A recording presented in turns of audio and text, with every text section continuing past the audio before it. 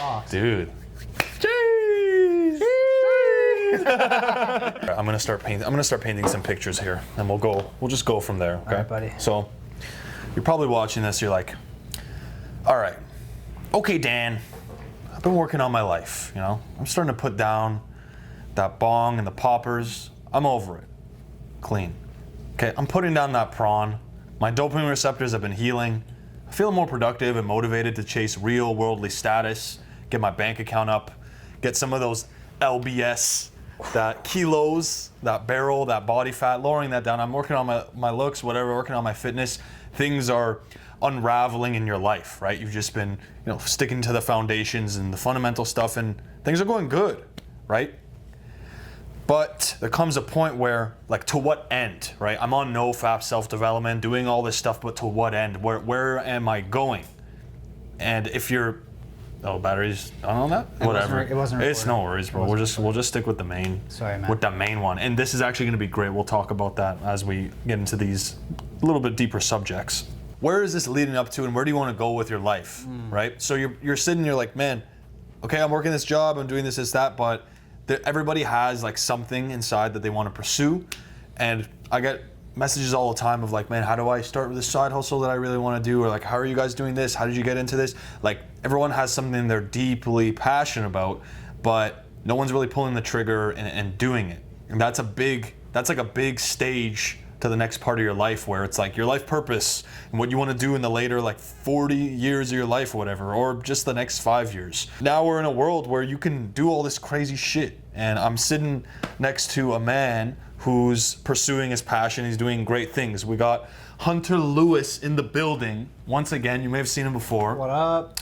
And international dating coach, teaching Tinder, specializing in online dating. He's wearing his merch, right? He's got his own brand going on. He's got his own business that he's running. He's eating off of his craft. So we're not like Ty Lopez and Bill Gates here with billions of dollars. That'd be sick. That would be nice. Yeah, I wouldn't be mad. Maybe I gotta shoot an email.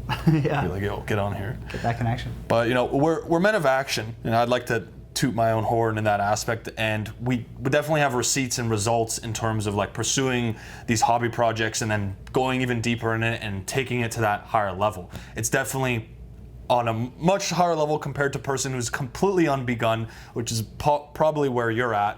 You might have some sort of idea and you're like, yo, where do I start? What do I do? And you got all these hurdles and like limiting beliefs. So like what I wanna talk about, and what I struggled with and what I've noticed with other people, is jumping ship.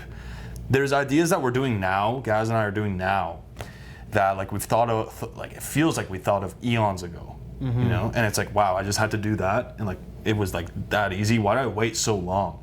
So with you, with all the awesome content, and I'll be flashing it and editing, like the types of content you're doing now, and you're doing like borderline stuff that looks like a film type of makeovers, You have a bad hair there, bro. Oh shit. See, that's what I mean, I saw man. that bugging you, man. This guy's he's the beautification master. So like, I want to kind of pick your brain in terms of how you like jump ship. The stuff that you're doing now, when was it originally conceived? When did you have these ideas? Was it years back and you kind of just sat on it and you were just like, wait, no, it's not the perfect timing? How much time elapsed from like, oh, I want to do cringe daddy pranks and all this stuff versus actually doing it and manifesting it? And what allowed you to be like, I'm gonna go against the grain, I'm gonna do the content that I love, I'm gonna like live this life that I love and take on these challenges and take on those risks, because it's hard to do things that like people don't get at first. It's hard to like be explaining, but how do you was it just natural for you? Were you always the type of dude who's like, I'm just gonna do whatever the fuck I want? Was that something over time you were like seeing, I don't know, friends or peers doing their thing, you're like, fuck, like I don't have much time left in my life, I gotta like pursue this while I have the shot or the chance, like I don't know, just wherever your mind takes you, like talk to me, bro. Yeah, dude, I feel like there's a million different ways I could attack this, but fuck, what a big question, boys. Yeah. Guys, first off, smash that like button and subscribe, comment, share with everyone you know. Save this playlist to your playlists. No, like, I've been watching a lot of TikTokers making fun of YouTubers lately. And yeah. Yo, here's how to undo a zipper. But first, guys, welcome back to another video. Make sure you pound that like button. Drop a comment. All that YouTube shit. Hit the notification bell. No, dude, like, I don't know, like, I'm a kid. When I grew up, like, I had a lot of teachers telling me I would never do anything with my life. You know what I mean? Like, I feel like a theme of my early life was people like authority over me telling me that I couldn't do things. And that shit, like, it stuck with me for life. Like, I feel like I definitely have a chip on my shoulder. And that's like a big part of what motivates me to this day, is kind of proving people wrong who, quite frankly, probably forgot about me 15 years ago. You know what I mean? Like, as something like a kindergarten teacher, man, like, at a really young age, I was in a daycare, and the person in charge of the daycare claimed that, like, I threw my yo-yo at this kid who had a disability and, like, put me in isolation for the day, like, grounded me at daycare, told my parents, you know, they believed the daycare person, because obviously, like, why would they lie about something like that? Yeah. And I was grounded for like a week for something like I didn't even do.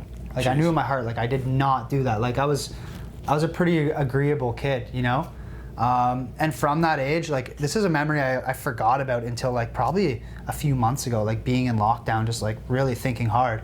Can we say lockdown on this? That was fun. This is mostly gonna be, like, completely private, not even on. We're gonna clip stuff for YouTube, but this is mostly private content, actually. Cool. So you can talk however you like. We can say whatever we want. We can say where the fuck we want. Yo, fuck COVID. Fuck this shit. But no, dude, like, at a really young age, I have this suppressed memory that came back to me just through, like, a lot of intense thought, but it solidified in me this view that people in authority, people who have power over you, don't have your best interests in mind, and they can lie about you and punish you for things that you never did.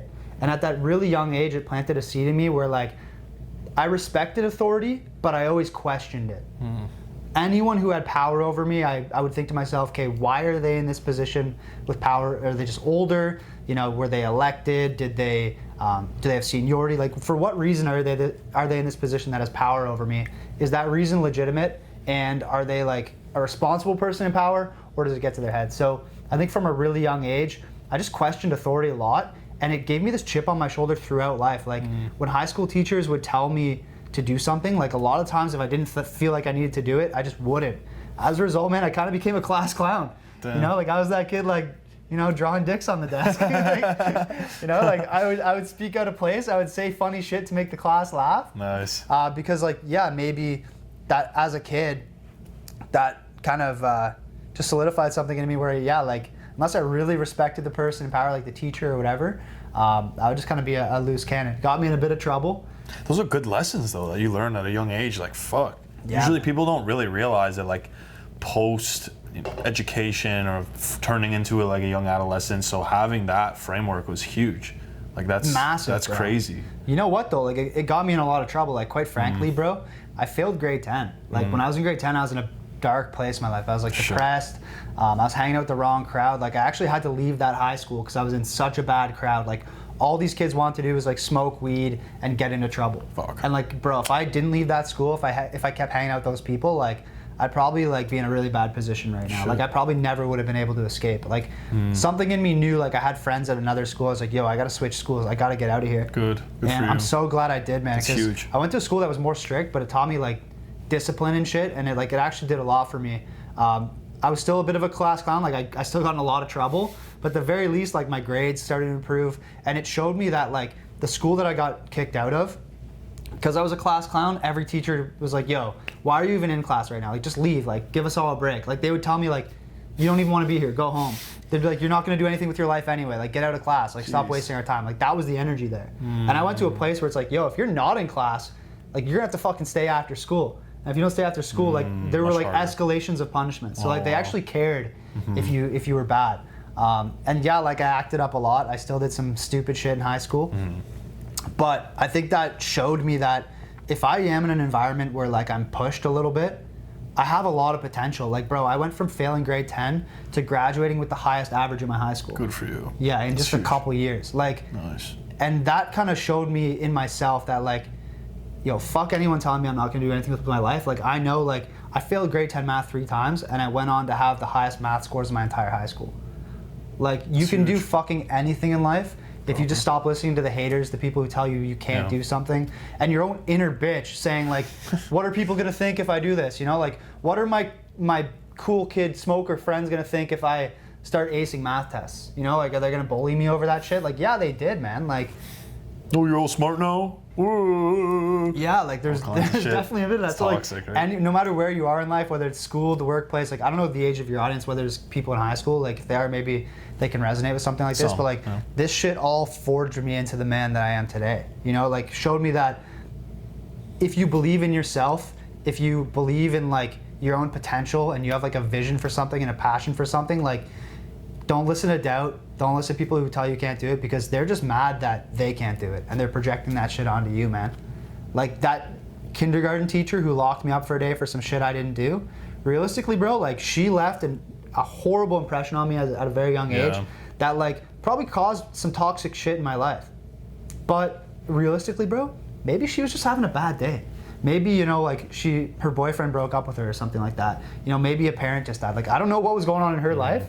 So it's funny, like I guess another lesson learned there is like the way that you act to other people can actually impact them in ways that you may never know. I feel like that doesn't answer your question at all about my YouTube shit, but that's fine. That's great. Like that's definitely the underlying motivator though in my heart of like why I do this shit, why I'm so passionate about it. Love it. It's because I went through a long period of my life where like people didn't believe in me. Roller coaster. They told me I wouldn't do shit with my life. Right. The people I was surrounded with, like they didn't think I could do anything special. They'd make fun of you if you tried to be, you know, different. Yeah.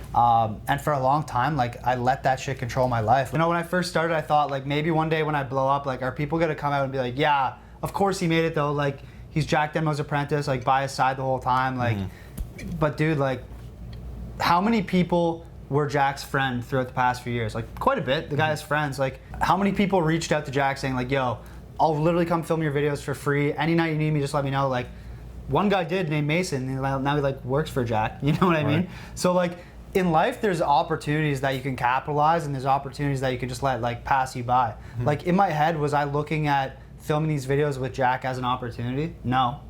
He was my friend. He asked me for my help. I had a lot of fun doing it. Like in my head, I was like, yo, I'm going out doing way funner shit than I would be doing on an average Thursday night. Absolutely. You know, like going to the club and like seeing drunk people act crazy. Like it was hilarious to me. It was like going to the zoo every weekend, you know? Like I did it for free. I enjoyed it. Like the bigger that guy got, like did I ever ask for money? No. Because that's not what it was about for me. And like the longer it went on, the more inspired I got to do my own shit. And I was like, you know what? I'm actually building like a lot of experience and like knowledge here. Like this is way more valuable than any money or any like shout out or clout will get you. Like honestly, man, like I don't think Jack's given me a shout out, and I've never asked him for one because it's not the way that I want to like you know my history to go down. Like I'm kind of paving my own way, and like I was in the right place, right time. Like yeah, like one of my buddies blew up and shit, but like I'm sure everyone watching this video, if you were to go search like biggest YouTuber from whatever state you're in, they're out there. Like if you went to these people and maybe they say no, but like have you reached out to, and again, I'm not saying everyone watching this wants to be a YouTuber, but like let's say you want to be like a carpenter and you're like, fuck, I have no skills, I'm just sitting at home jerking off to Riley Reid every day. Like, have you thought about going to a carpenter down the street and being like, yo, can I just like come on site for a day, I'll work for free, I just want to like learn the ropes. Guarantee if you provide value like you were saying, like fucking shovel up shit, whatever you need to do, that guy's gonna hire you on. He's gonna like take you under his wing. So like you have to capitalize on those opportunities when you get them in life. Like that's so key. Like this shit doesn't happen by accident. Like the people that you see crushing it are consistent and they're always looking for opportunities. And when the opportunities come, like they find a way to create that value. Like that's how you're gonna develop those skills and be able to create something for yourself at the end of the day. Absolutely. That's the type of situation where having a good heart and being good-willed is huge. I think it's okay to have goals and be ambitious, like you said, like, okay, I want to learn job experience, or I want to learn this, but a lot of people, they have this map in their head that it needs to be perfectly done this way. Like, don't be prepared for it to get messy. You know what I'm saying? The process is just fucking messy. I'm not talking about no football, but it's chaotic. Embrace it. Just dive into it. Because like the reality is this, like we're both grown men, right? If we were like 15-year-old dudes and we dropped dead, got hit by a car, oh my God, what a tragedy. Our families would mourn for a century, whatever, get on the news, blah, blah, blah, blah. Same thing, if we were same age, but we were young gals, we get hit by a car, oh my God, Sally, 110 yella, they died. It's a tragedy, okay? That's horrible. But if we both drop dead, Oh, that's unfortunate. Deadpan. Why? Because we're grown-ass dudes. That's how it's always been. You go to war, how many fucking dudes have died in war? People don't give a shit. No one gives a shit. You're disposable. Once you become a man, you're fucking disposable. I'm sorry. That's the reality. So if you go and die for a cause, for another man's cause, another man's dream, people aren't gonna bat an eye. They just won't. And we have reality to prove that. It's not a fantasy. I don't want to sound mean, but that's the reality. So what do you want to die for? You want to die for some random person that you've never met's war, live your life in that comfort and that content, or die for something you actually love? You know what I mean? Because they won't bat an eye when you're gone. So you might as well have lived a life that was fulfilling and just embrace it. I think with whatever it is, even if you want to do sales, Andrew Tate, one of the kickboxing world champion 4-time. He's a multimillionaire, he's 33, he owns cam business, he has property, all this crazy shit going on in his life. He was saying when he was 20, he was like, what are everyone doing? Like he just got out of high school, everyone's going into uni. The job he wanted, it was at a digital advertising on TV, okay, marketing company. So he goes to this place and he tells the person, like, you need a degree to get the sales job. Like, you have to have gone to school. And the person's like, why don't you want to go to school? Like, why are you coming here, like, asking for a job? He's like, well, like, why would I go party and do all that stuff just to, like, come out with no job experience? I'll just come here, like, let me work for a week for free. If I don't sell anything, if I don't perform, if I don't work up to your standards, just fire me. But I'll work for free for a week, and if it works, let's see where it goes. So after the first day, he landed the job because he was just pounding that phone, calling McDonald's, asking them for advertising, calling, fucking failing, like just machine gunning like a madman. His first month there, he broke the year's worth of sales record on his first month being in that job. Oh. He made 12 grand, 12,000 euros, or sorry, 12,000 pounds just off the commissions and shit. And everyone's just like, what the fuck? Like, and this guy had no degree. Yeah. He just had the hunger and the thirst and the passion to just like pursue this thing and acquire wealth and whatever. After that's funny, he said he made that money, he immediately quit and then started his own company right after with this random dude. That's a tangent for another time, but the point is like, just start. Like, okay, we're sitting here, is this the perfect podcast? It started off, I had hair in my, I had hair in my eye, I can't do it. Oh, that thing turned off. We can't, stop all the stuff, stop the operation. That's not perfect. Like, shut the fuck up, man. Like, the time for passivity, like, everyone has the information. It's all there, it's all free. It's all free. It's all there online. Everyone's already doing it. It's all available, so the problem's not information. It's just ourselves. You have to upgrade your own technology. Whatever externally, it's symbiotic, everything. Mentally, physically, spiritually. You gotta get yourself together. So whatever it is, you wanna write an ebook, you wanna go be a sales master, you like selling cars. I have no fucking clue.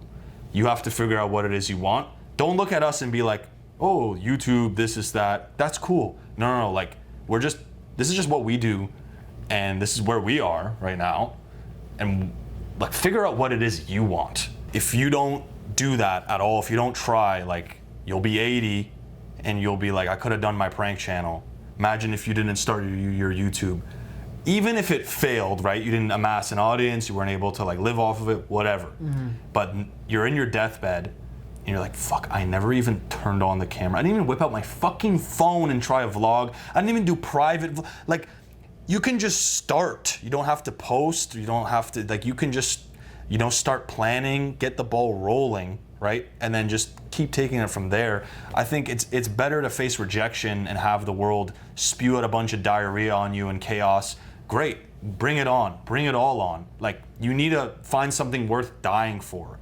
And once you have that, everything else, like, it's like this beautiful sandwich.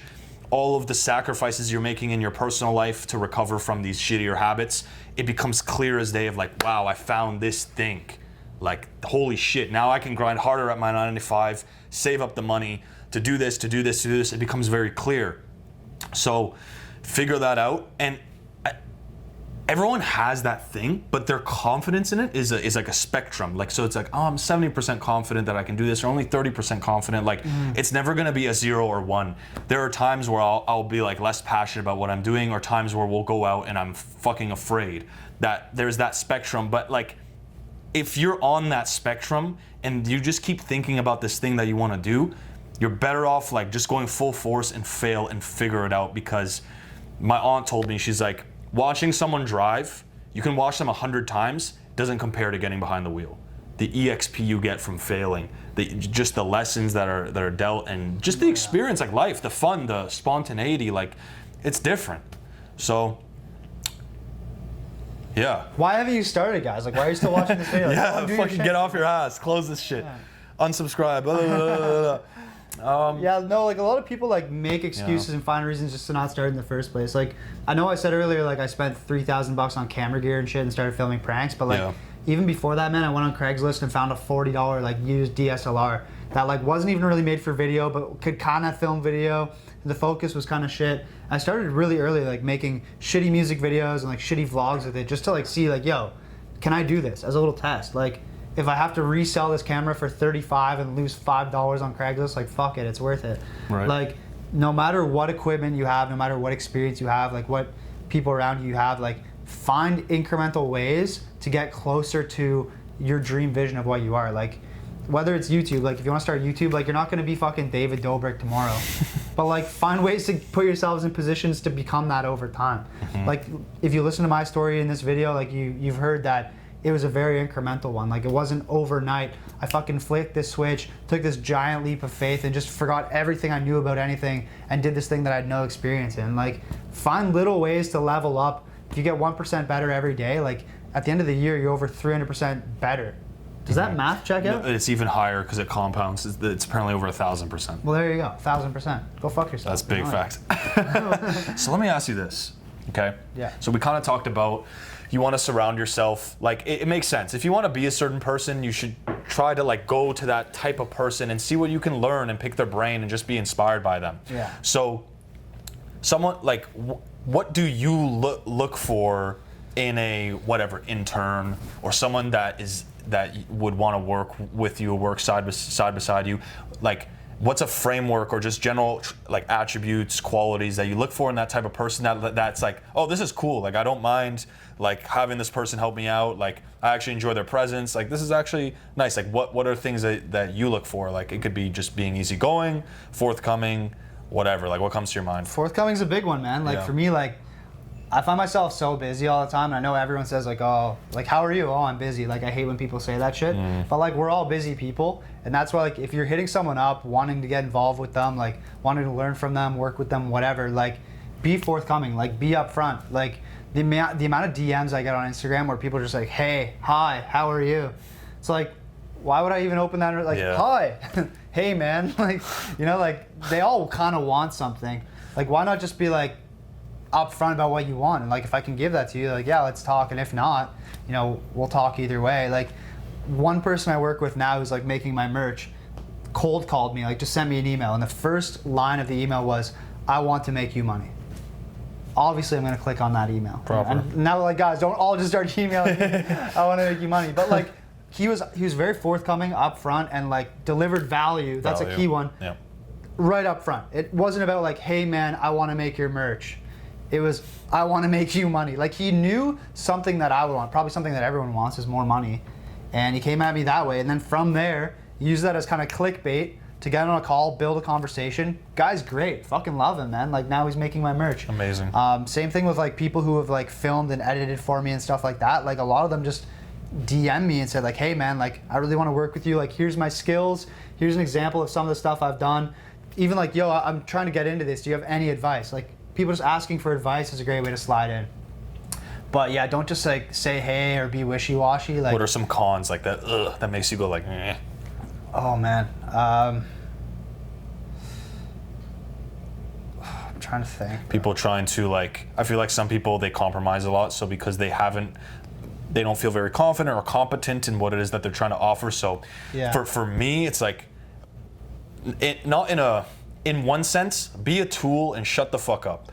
I don't want to hear you brag about all this crazy shit because you're trying to like prove yourself to this. Shut the fuck up, like that, in just a very militant way. You know what I mean? Yeah. But it's like, you know, a loud mouth. Like imagine you have an intern, you're a Mason guy, and he's like, yeah, all he's talking about is like bragging about his dad is so rich, this is that. Right? That's like a turn off. That's a big one, man. There's a lot of people will come at you with that energy. Like I had a guy send me once a DM. He's like, it's the classic Gary V word for word. It's like, I will work for you for 1 month without any pay, and I promise I will work harder and better than anyone who's ever worked. Like, copy and paste that thing and sent it to me. I like Gary V. I was like, all right, I'll bite. Like, sure, what are your skills? He's like, I'm an editor. I was like, okay, cool. I got on a call, talked to him for 40 minutes, got to know the guy, seemed cool.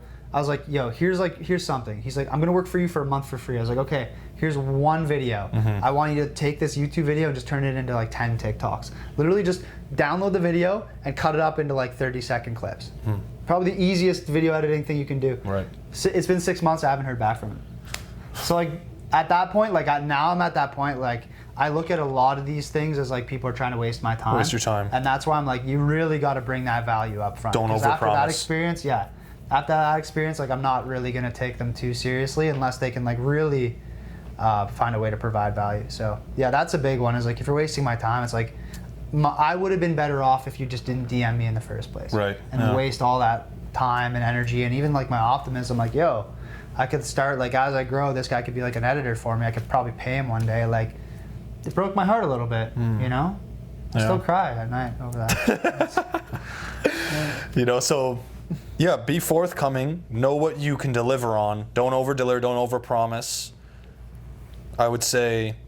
And don't be flaky, you know? Like, that's the big thing. Like, follow up, you know? Like, be on top of your shit. Like, sometimes I don't always get back to a DM. Like, follow up, too, you know? Like, just because someone doesn't respond doesn't mean they're not interested. You have to be persistent, too. So, whether it's DM, email, you go to the construction site and the foreman's not there, like, come back the next day. Like, whatever it is you're trying to do, if you're trying to like get experience for someone, work with them, whatever, like be persistent. Like show them that you have that drive, because they're either gonna be like, get the fuck away from me, I'm calling the police. Yeah. Or they're gonna be like, you know what? You won't leave me alone. Like you probably want this pretty bad. Like sure. Something that kind of ties into what you were saying too about that like sales guy who's like crushing it at that job. Like he wasn't looking for a shortcut. Like he was willing to go there and like actually put in the work and like prove that he was gonna fucking get it done. Right. Like a lot of people will say that, show up, and then like look for any shortcut they can get to like try and get that result. So like that's one thing I notice a lot too, especially in the YouTube game, is like a lot of people are just looking for like that one viral clip that's gonna help them blow up.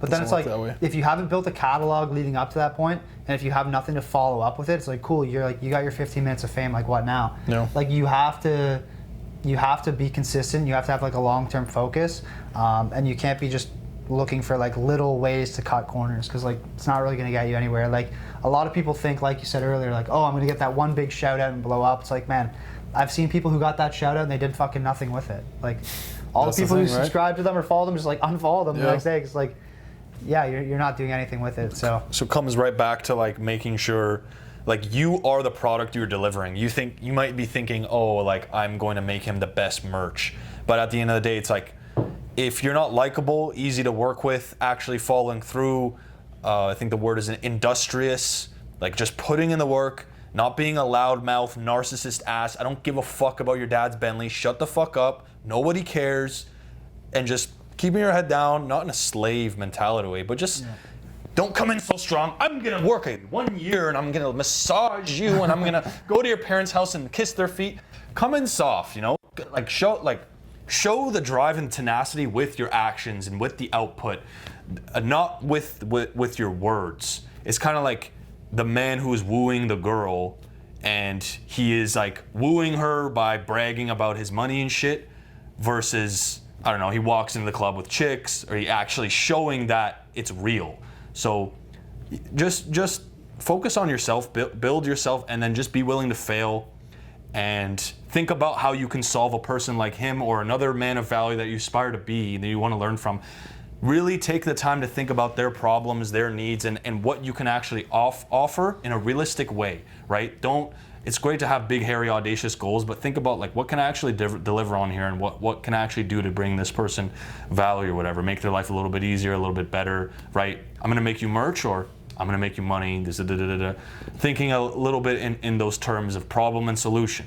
You know, even like, you know, everyone's, like you're saying, interested in, like, everyone's motivated by their own self-interest, right? So like sometimes you don't know what that person needs, and you can say like, hey, I'm gonna make you all this money doing this thing, but like maybe they don't need that. Like maybe I already have a merch guy. Like if you're looking to just get your foot in the door, sometimes rather than just coming up with like a solution, you can come up with a question. Say like, hey, is there something that you're spending like 80% of your time on, but it's not really creating a lot of value? Is there like a monotonous process that you're doing all the time that like if someone could just take care of it for you, you could focus on the things that you actually love doing or the things that create the most value for you? It's like maybe you can't be the one to create all that value. You don't have the skills there, but you can do a lot of the day-to-day shit that will get your foot in the door, show you their business, show you how they think, how they operate, and help you get one step closer to that area. Like if you're watching this and you have no skills in the area that you want to do, like it's not the end of the world. It's not a reason not to start. Just find a way to get yourself in there and, like you said, provide value. It doesn't have to be, you know, at the very end of their process where like it's the thing that, it doesn't have to be the thing that makes them the most money that you're providing value on. That's all I'm saying. Like help them even like save time. Like time is money. So that's a big one. That's why I was so excited about the editor, bro. Because that's like for me. That's huge. If anyone's watching this shit, like editing takes me a lot of my time. I don't really like doing it. So hit them up. Slide my DMs. Proper shit. This has been chunked with value now that we're talking about fucking value mania. Well, that's what we're all about here on the Patreon, you know? Like, yeah, exactly. All that value shit you could never get on YouTube. Like, man, I don't open up like this on YouTube. Like, I think I've opened up in this video here more than I have on my own channel. So, like, thank you for having me here, and like, my pleasure. Thank you to all the patrons who are like subscribing to the Fearless family every month. Is it Fearless family? That's us. All right, Fearless family. I didn't know if it was the other one, Uplift. No, Uplift. Okay, there it's you go. for the family. So yeah, like I think it's cool to have a platform where like if people really fuck with you guys, they can come on and see like another side of you, another side of me, whoever you have on here. Absolutely. Yeah, it's pretty cool. Like I like talking about this shit. Yeah, you're a fucking wise guy. The stuff that you're doing, you know, it's fucking awesome. I commend you for what you're doing. Keep it up, bro. Thanks. And thank you for your story opening up. Like, there's actually a lot of great shit that we've been spieling about here. So you got to absorb this, let it motivate you, let it inspire you, but like go and just do it. If there's anything that you take from this, any sort of value, is just like go do it, try and fail. You're better off just failing. Don't worry about being perfect, even though we'll say things like, okay, you know, give value, be easy to work with, this is even if you're not, like, and you've just been sitting on your ass, get off your ass now. Remember, you're a grown man now, or soon. No one's gonna give a fuck when you die, except for your family, but then that's all over, okay? Die for something that you love doing, go and do it. Die for the fucking cringe cult. The cringe cult. Hunter, buddy. Thanks for having me. Thank you so much. Thank you. Appreciate your 2 cents. Appreciate you. And guys behind the camera. This guy runs the show. All the behind the scenes. Proper. Guy Fox. Dude. Jeez. My guy. Thank you so much, bro. Dude, like that. Like I appreciate you opening up and everything. All that. Like that's gold.